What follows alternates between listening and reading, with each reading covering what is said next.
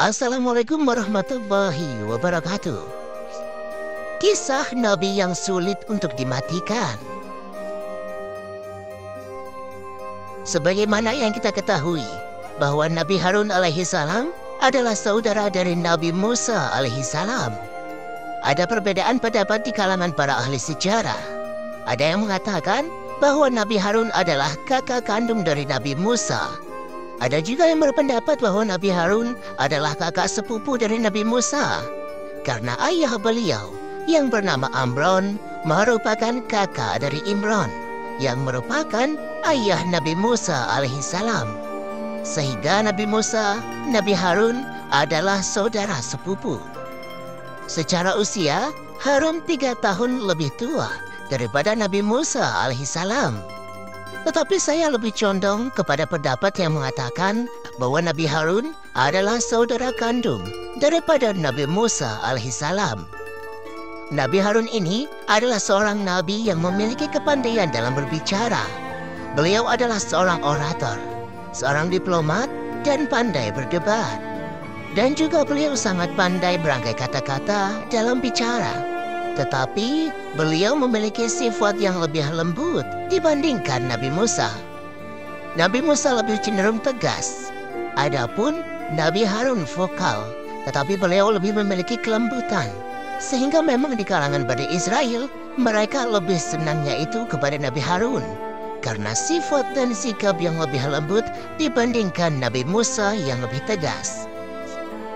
Nabi Musa alaihi salam, beliau merasa ketika diberikan perintah untuk berdakwah di depan Fir'aun, beliau merasa kurang mampu dalam berbicara. Sehingga ketika Allah Subhanahu wa Ta'ala memberikan perintah untuk berdakwah di depan Fir'aun, Nabi Musa memohon kepada Allah, "Ya Allah, jadikan di antara keluargaku yang bisa mendampingiku dalam berdakwah di depan Fir'aun, yaitu Harun saudaraku. Jadikan Harun, ya Allah, sebagai pendamping perjuanganku dalam berdakwah, baik menghadapi Fir'aun maupun menghadapi kaum Bani Israel." Permintaan Nabi Musa ini kita lihat dalam surat Toha ayat 29 dan 30. Maka Allah mengabulkan permohonan Nabi Musa alaihi salam. Kemudian diangkatlah Nabi Harun sebagai nabi untuk mendampingi dakwah Nabi Musa.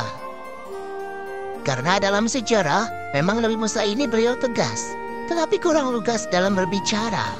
Nabi Musa agak kurang jelas berbicaranya. Bahasa kita itu cadel, jadi kurang jelas bicara karena memang lidah beliau itu ada kelainan. Karena ketika beliau masih bayi, dan cerita ini masyhur, beliau pernah memakan bara api, karena Fir'aun itu bermimpi bahwa ada pemuda di kalangan Bani Israel yang akan menghancurkan kekuasaan Fir'aun. Pemuda itu akan menumbangkan kerajaannya dan akan meruntuhkan istananya. Ini adalah mimpi Fir'aun. Sehingga Fir'aun takut dan bikin peraturan. Semua bayi laki-laki di kalangan Bani Israel itu harus dibunuh. Sehingga ibu Nabi Musa ini oleh Allah Subhanahu wa Ta'ala diberikan ilham untuk menghanyutkan Nabi Musa menggunakan peti di Sungai Nil. Pada saat itu, peti Nabi Musa ini terikat oleh tali. Namun kemudian terlepas dan hanyutlah peti Nabi Musa di Sungai Nil. Kebetulan sungai itu melintasi pada kerajaan Fir'aun, istana Fir'aun. Nah, kebetulan juga di sana ada istri Fir'aun bernama Asia sedang mandi bersama dayang-dayangnya. Mereka lagi mandi. Ternyata ada peti yang hanyut. Maka diambillah oleh dayang-dayangnya dan diberikan kepada Asia, istri Fir'aun. Maka ketika dibuka peti itu, kagetlah dia. Ternyata di dalam peti ada seorang bayi yang begitu tampan, rupawan. Maka diambil dan dibawa ke istana, karena memang Asia belum memiliki anak juga. Bertemulah dengan Fir'aun di istana. Ditanya oleh Fir'aun, "Dapat dari mana bayi ini?" "Bayi ini hanyut di Sungai Nil. Coba kau lihat, bayi ini sangat tampan. Kalau engkau mau suamiku, kita angkat dia sebagai anak kita. Semoga anak ini menjadi penyejuk mata kita." Dijawab sama Fir'aun, "Matamu saja, mataku tidak." "Kenapa?" Karena Fir'aun melihat bahwa bayi ini adalah bayi Bani Israel, Fir'aun memerintahkan tentaranya pada tahun untuk membunuh setiap bayi laki-laki Bani Israel yang lahir. Jadi mau dibunuh sama Fir'aun, Musa kecil ini. Asia pun berkata, "Hai Fir'aun, jangan kau bunuh. Kalau kau cinta padaku, biarkan anak ini aku rawat, aku pelihara." Fir'aun ini begitu cinta kepada Asia, sehingga apapun yang diminta Asia itu dituruti. Akhirnya, Nabi Musa dirawat oleh Asia, dijadikan anak angkatnya. Kemudian Fir'aun ini bagaimanapun juga adalah bapak angkatnya. Maka sesekali dia juga mengasuh Musa kecil. Suatu hari, Nabi Musa yang masih bayi digendong oleh Fir'aun. Digendong-gendong di istana. Jadi sudah merupakan kodrat atau firasat bahwa Fir'aun akan menjadi musuhnya Nabi Musa. Ketika digendong Fir'aun, Nabi Musa yang masih bayi ini menarik jenggot Fir'aun. Menarik jenggotnya dengan kuat oleh Nabi Musa alaihissalam. Fir'aun teriak sambil melotot kesakitan. Marahlah Fir'aun. Kemudian ditarik pedangnya. Musa kecil akan dibunuh. Dari jauh, Asia pun teriak, "Hei Fir'aun, apa yang kau lakukan?"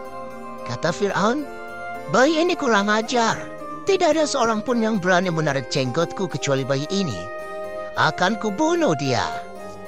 Dijawablah oleh si Asia, "Dia ini bayi, tidak mengerti apa-apa," kata Fir'aun. "Jangan-jangan ini anak yang akan menghancurkan kekuasaanku. Kalau begitu, aku akan tas bayi ini." Kemudian dipanggillah Haman untuk membawa roti dan bara api. Musa bayi ini akan dihadapkan roti dan bara api.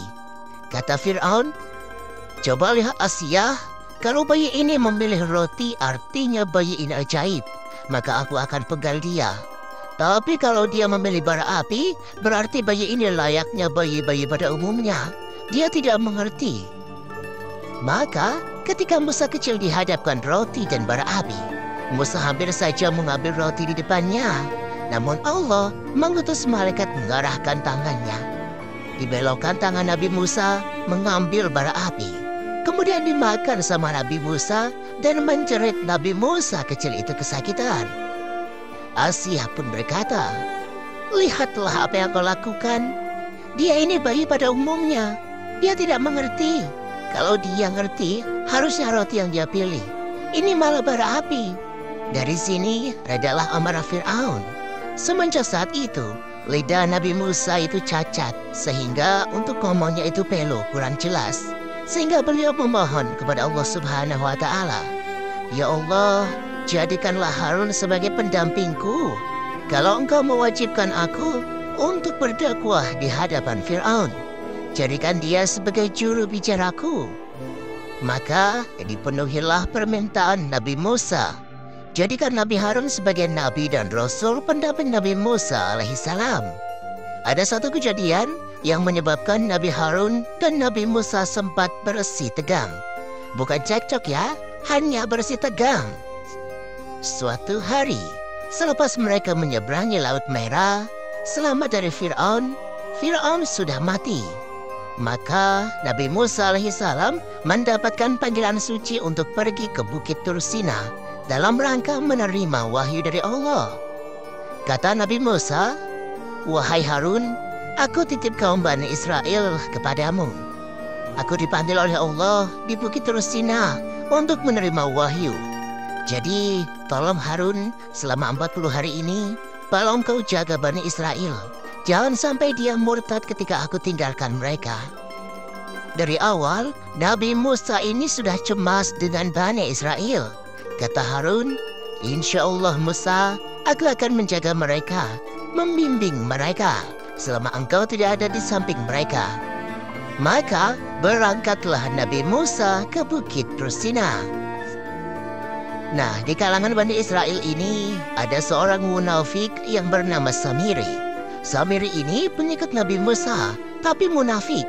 Dia ini hanya berpura-pura beriman kepada Nabi Musa, Tapi dalam hatinya, dia tetap meyakini keyakinan nenek moyang mereka. Maka ketika Nabi Musa pergi untuk menerima wahyu, Samiri pun mulai menyesatkan Bani Israel. Samiri ingin mengembalikan Bani Israel ke agama nenek moyang mereka, yaitu menyembah patung berhala. Samiri tidak memperdulikan Nabi Harun. Kata Samiri, "Harun mah gampang," kata dia. Dia orangnya tidak segalak Nabi Musa, jadi Samiri tidak takut.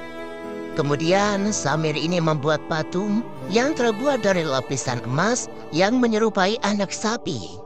Kalau ada matahari berkilau cahaya itu, dan di mulut sapi ini dikasih lubang sampai ke duburnya.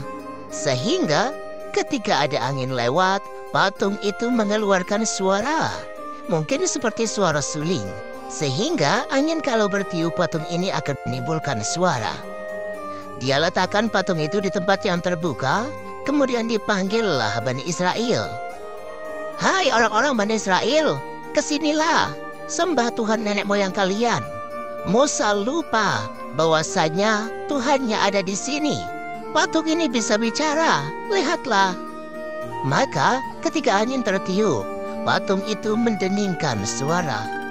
"Lihat," kata Samiri. "Dia bukan cuma diam, tapi dia bisa bicara. Ini Tuhan kalian."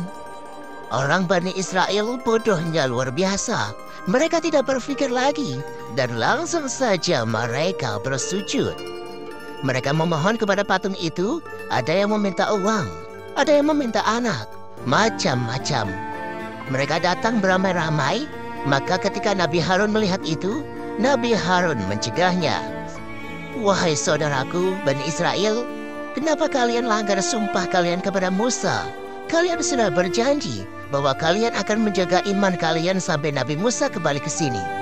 Kenapa kalian tiba-tiba berbondong-bondong menyembah patung ini? Tinggalkan, pergi kalian, jangan sembah patung ini. Ini patung laknatullah, ini benda bisa menyebabkan kalian kafir masuk neraka. Tinggalkanlah."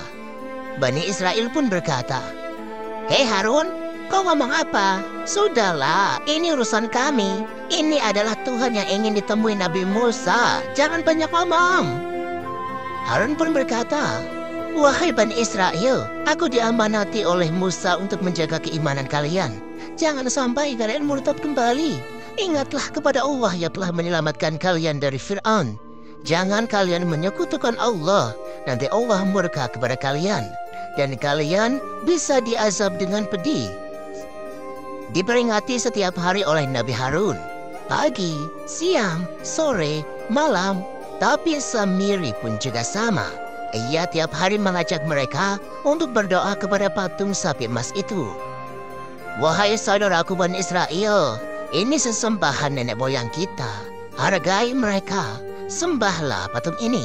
Kasih sesembahan kepada Tuhan kalian." Jadi mereka tidak lagi mendengar Harun, karena Harun orangnya lembut, tidak seperti Nabi Musa alaihissalam. Maka ketika Nabi Musa kembali dari Bukit Turusina dengan membawa Al-Wah papan Taurat, ketika sampai di tempat beliau meninggalkan Bani Israel, maka kagetlah Nabi Musa melihat kaum Bani Israel, lagi-lagi mereka menyembah patung sapi bikinan Samiri. "Celaka kalian," kata Nabi Musa. "Kenapa kalian sembah patung sapi ini?" Maka Musa pun memanggil Harun. Ditariknya juga Harun. "Hei Harun, kenapa kau biarkan mereka menyembah patung sapi ini?" Harun pun menjawab, "Wahai Musa, kau jangan menyalahkanku. Dengarkan aku dulu. Yang membuat patung ini adalah Samiri. Setiap hari aku menghalau mereka, mengusir mereka dari tempat ini, mengajak mereka untuk kembali beriman kepada Allah Subhanahu wa Ta'ala. Tapi mereka tidak mempedulikan aku. Kau tahu, wahai Musa, aku tidak sekuat dirimu." Maka Musa pun memanggil Samiri. Samiri, apa maksudmu membuat patung ini?" Samiri pun berkata, "Wahai Musa, ini kan patung yang sudah disembah sejak zaman dulu kala. Aku hanya membuat saja, dan mereka ternyata mau menyembah patung ini. Tapi ini dilarang oleh Allah, aku tidak tahu," kata Samiri. Musa pun berkata, "Kau harus saya hukum." Maka dihukumlah Samiri oleh Nabi Musa. Diusirlah Samiri dari kampung Bani Israel Kemudian patung tadi dihancurkan oleh Nabi Musa alaihissalam. Dan kaum Bani Israel kembali diimankan oleh Nabi Musa alaihissalam. Ini adalah salah satu andil Nabi Harun alaihissalam dalam membantu dakwah Nabi Musa alaihissalam. Kemudian kisah wafatnya Nabi Harun ini cukup menyedihkan bagi Nabi Musa. Tentu, Nabi Musa tidak punya pendamping lagi selain dari Nabi Harun alaihissalam. Kemudian ada kisah lagi bahwasanya beliau Nabi Harun ini punya jubah-jubah ajaib. Jubah yang sangat dahsyat. Ini adalah riwayat Israiliyat yang tidak ada sanad hadisnya. Katanya, kalau Nabi Harun memakai jubah ini, maka malaikat Israel tidak berani mendekat untuk mengambil nyawanya. Tapi kalau dilepas jubah ini, maka Israel bisa datang mengambil nyawanya Nabi Harun alaihissalam. Jadi, kemanapun Harun pergi, Harun ini selalu menggunakan jubah ajaib itu. Jubahnya tidak pernah lepas. Ibadah dipakai, pergi dipakai, ke pasar dipakai, bahkan sampai tidur dan mandi pun dipakai.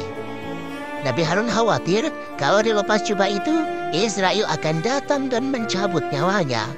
Tentu ini adalah riwayat Israiliyat yang tidak bisa kita percaya. Suatu hari, malaikat Jibril datang menemui Nabi Musa. "Wahai Musa, sesungguhnya saat-saat kematian saudaramu telah tiba waktunya," maksudnya Harun. "Maka ajaklah Harun ke satu tempat dan suruhlah dia untuk melepas jubahnya." Sedihlah Nabi Musa bahwa sebentar lagi beliau akan kehilangan partner dakwahnya, juga sekaligus abangnya. Kemudian pagi harinya, Musa mengajak Harun ke suatu tempat.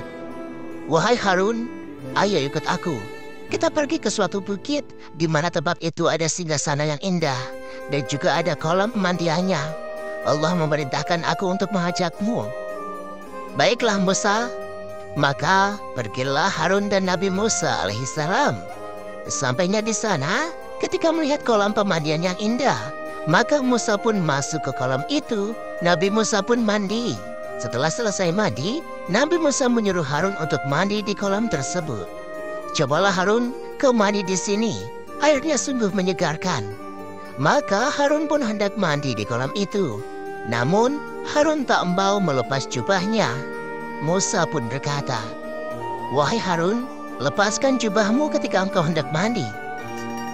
Nabi Harun pun berkata, "Tidak Musa, aku akan mandi dengan jubah ini. Aku khawatir," ucap Harun. "Khawatir kenapa?" kata Musa. "Kalau jubah ini aku lepas, Israel akan datang mencabut ruhku." "Hai Harun, kenapa kau jadi penakut begitu? Kau dihidupkan oleh Allah, kau pun akan dimatikan oleh Allah. Hidupku, matimu, di tangan Allah, bukan di tangan jubah ini. Jangan engkau takut mati, wahai Harun. Lepas saja jubah ini. Kau mandi, aku tunggu di luar." "Baiklah," kata Harun. Maka Nabi Harun kemudian melepas jubah itu. Ketika dia lepas jubahnya, dia menuju ke tempat pemandian dengan air yang sangat jernih. Nabi Musa menunggu di halaman luar singgasana itu sambil sedih. "Ya Allah, hari ini Harun akan cabut ruhnya. Tapi ini sudah menjadi takdir-Mu ya Allah, aku terima." Maka ketika Nabi Harun habis mandi, beliau duduk sejenak. Kemudian beliau bersandar, dan karena capek beliau pun tidur. Di saat tidur itulah datanglah malaikat maut di sampingnya. Kemudian malaikat maut mencabut ruh Nabi Harun. Tidak lama kemudian, Nabi Musa kembali masuk ke dalam untuk mengecek kondisi Harun. Begitu melihat Nabi Harun, saudaranya, sudah terbujur kaku, tanpa nyawa, maka nangislah Nabi Musa alaihissalam, dipeluk erat Nabi Harun. Walaupun Nabi Musa alaihissalam sudah tahu sebelumnya bahwa hari ini Nabi Harun akan diwafatkan, tapi tetap Musa alaihissalam merasa kehilangan saudaranya, sekaligus partnernya. Dipeluk erat Nabi Harun sambil menangis Nabi Musa. "Selamat jalan saudaraku Harun. Sekarang kau telah berpindah ke tempat yang lebih baik daripada dunia ini. Kelak kita akan berjumpa di surganya Allah Subhanahu wa Ta'ala." Itulah kisah Nabi Musa dan Nabi Harun alaihissalam. Jadi, untuk kisah jubah Harun ini adalah kisah yang tidak ada sanadnya. Bahkan dikatakan kisah ini adalah kisah yang batil. Tidak mungkin Nabi Harun mandi, tidur, tidak melepas jubahnya. Itu tidak mungkin. Tentu seorang nabi pasti menjaga kebersihannya. Tidak mungkin jubah itu tidak dilepas-lepas. Wallahu alam.